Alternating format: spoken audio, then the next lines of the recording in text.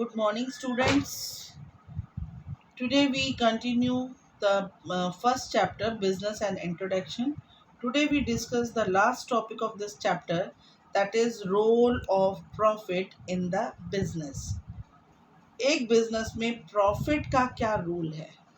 अगर प्रॉफिट है तो क्या होगा, प्रॉफिट नहीं है तो क्या होगा, बिजनेस क्या प्रॉफिट के बगैर चल पाएगा, अगर बिजनेस में प्रॉफिट है तो कितना होगा, कितना होना चाहिए और किस लिए प्रॉफिट का होना ज़रूरी है, ये सब कुछ हम इस टॉपिक में पढ़ने वाले हैं। Business is an economic activity, I already told you, economic activity है क्योंकि हम इसमें पैसा कमाते हैं।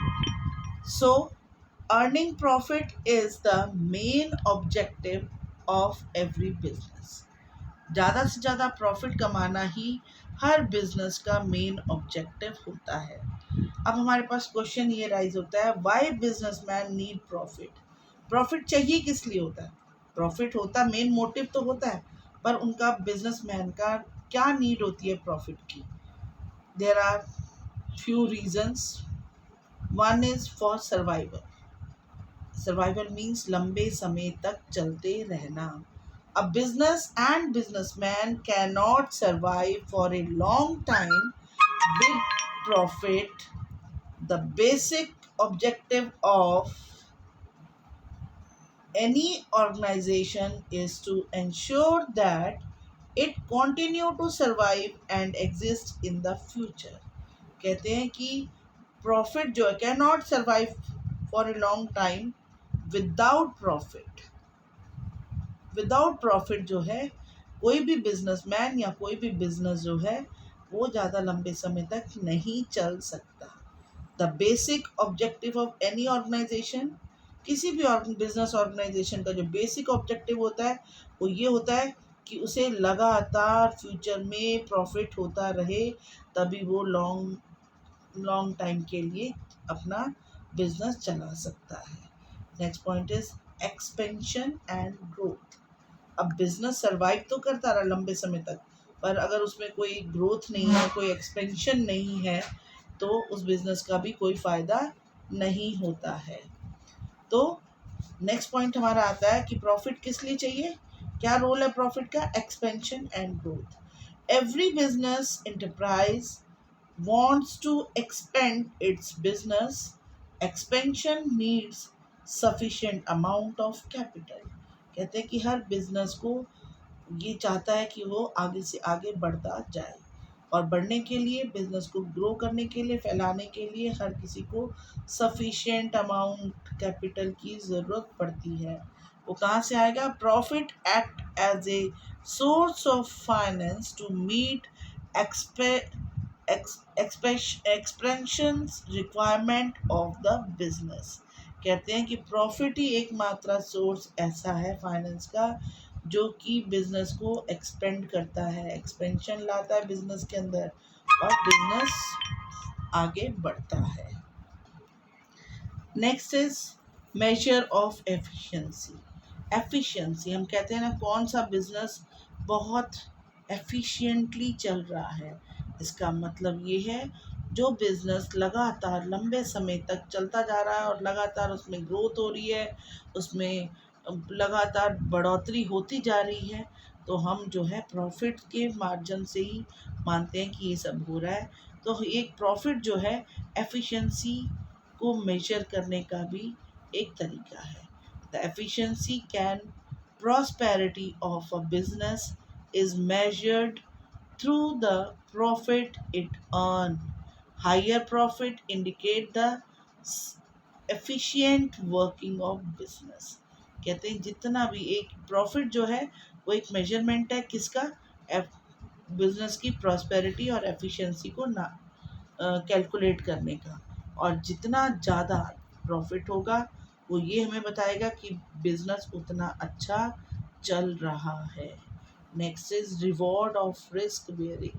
Reward of risk bearing means, अब हमने तो ये मान लिया कि लगातार प्रॉफिट होते रहना चाहिए, कंटिन्यू प्रॉफिट होते रहना चाहिए ताकि वो लॉन्ग समय तक बिजनेस चले और उसमें ग्रोथ हो, लेकिन ये ज़रूरी नहीं है कि हर टाइम बिजनेस में प्रॉफिट होगा। हो सकता है किसी कारण से रिस्क भी हो जाए, लॉसेस भी हो सकते हैं। तो ऐसे लॉसेस को बियर करने के लिए बिजनेसमैन के पास अगर किसी साल उसको लॉस हो गया तो पहले साल कमाया हुआ प्रॉफिट रिवॉर्ड के रूप में उसके पास पड़ा है और वह उस अमाउंट से अपने रिस्क को बियर कर सकता है। An entrepreneur assume a lot of risk while carrying out business activities. Profit is considered as a reward for bearing these risks. Her business जो है, बिजनेस इंटरप्राइजर, बिजनेसमैन, इंटरप्रेन्योर, सब ये सोच के चलते हैं कि हो सकता है कि नुकसान ना हो जाए, और अगर ये नुकसान हो जाता है तो प्रॉफिट एकमात्र ऐसा ऐसा साधन है जो इस रिस्क को बियर करता है। If there is no profit in business activity, no one would like to assume risk of running business. अगर कोई भी प्रॉफिट नहीं है बिजनेस में, तो कोई भी ऐसा नहीं है बिजनेसमैन जो बिजनेस को लंबे समय तक चला सके। Now last point is better reputation and goodwill. Reputation बनाना और अपनी अपनी एक धौंस साख बनाना, धौंस नहीं साख बोलते हैं इसे। साख मीन्स अपनी रेपुटेशन और एक अपनी पहचान। गुडविल का मतलब है अपनी एक अलग से पहचान बनाना। A profit making company enjoy better goodwill in the market as compared to loss making company। कहते हैं जिन कंपनीज में लगातार प्रॉफिट होते रहते हैं उनका मार्केट में अच्छी उनकी पहचान हो जाती है, लोग उन्हें बाय नेम जानते हैं, उनकी एक रेपुटेशन बन जाती है। और अगर जिस कंपनी को लॉसेस होते हैं उन्हें कोई नहीं जानता।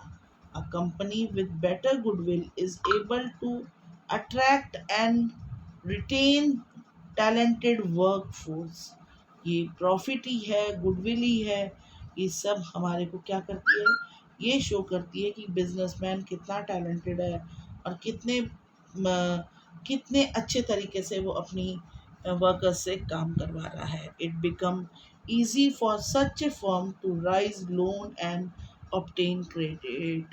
और इस तरह से वो अपनी एक रेपुटेशन बना लेता है। Thank you students. इसके साथ ही मैं आपको एक होमवर्क दे रही हूँ। ये एक केस स्टडी क्वेश्चन है, इसे ध्यान से देखो। फोकस कर रही हूँ मैं इसके ऊपर, इसको ध्यान से देखो कि profit is not an objective but a requirement of business. Do you agree? कहते हैं कि प्रॉफिट जो है, profit is not an objective, एक उद्देश्य नहीं है पर एक तरह की ज़रूरत है बिजनेस में। क्या आप इस स्टेटमेंट से एग्री करते हैं? और अपना आंसर आपको सपोर्ट करना है, ठीक है। अगर एग्री करते हैं तो क्या ज़रूरत है, प्रॉफिट क्यों होना चाहिए बिजनेस में, उसके आप पॉइंट्स लिखिए। नेक्स्ट क्वेश्चन है, business is an institution organised and operated to provide goods and services under the incentive of private gain. Discuss. कहते हैं कि बिजनेस एक ऐसा इंस्टीट्यूट ऑर्गेनाइजेशन है जो किस लिए प्रोवाइड गुड्स एंड सर्विसेज को प्रोवाइड करता है, और इंसेंटिव मतलब वेजेस सैलरीज जो भी हैं वो देता है। इसके अंदर आप क्या करेंगे, जैसे मैंने हिंट दिया है कि आप अगर इस स्टेटमेंट से एग्री करते हैं तो आपको बिजनेस क्या है, exchange of goods in regular basis, एक लाइन तो ये लिखनी है और उसके बाद अपना करेक्टर्स लिखने हैं बिजनेस के। तो स्टूडेंट होप आप ये दोनों क्वेश्चन का आंसर दे देंगे। आपको ये क्वेश्चन करना है। Thank you.